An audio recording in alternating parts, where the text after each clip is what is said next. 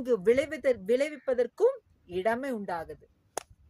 நீதிமொழிகள்ல ஒரு அருமையான வசனம் இருக்கு, உங்களுக்கு எல்லாருக்குமே தெரியும் தானே.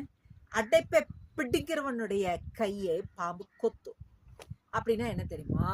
தேவனாகிய கர்த்தர் யாரெல்லாம் ரட்சிக்கப்படுகிறாங்களோ அவங்களை எல்லாம் ரொம்ப அழகா அந்த இந்த ப்ராசஸிங் இன்னொரு எபிசோட்ல நான் சொல்றேன், எலாபரேட் அந்தந்த டைமிங்ல நம்ம எக்ஸ்பிளைன் பண்ணும்போது ரொம்ப இன்னும் நல்லா இருக்கும், இன்ட்ரெஸ்டிங்கா.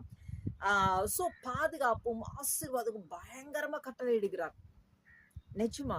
அப்ப பாத்துட்டீங்கன்னா அப்ப வந்து குட்டி பரலோகத்துல நம்ம வந்து ஏதேன் தோட்டத்துல ஆதாம் அதாவது இந்த ஏவாளை உண்டு பண்ணிக்கிற முன்னாடி வரைக்கும் அவர் எப்படி நல்லா இருந்தாரோ அது போலதான் நம்மளும் எல்லாருமே இருக்கிறோம். தட் மீன்ஸ் அவர் நமக்கு ரட்சித்த உடனே அவருடைய திரு ரத்தத்தினால நம்மளை வேலி அடைக்கிறார், நம்மளை மூடிக்கொள்ளுகிறார்.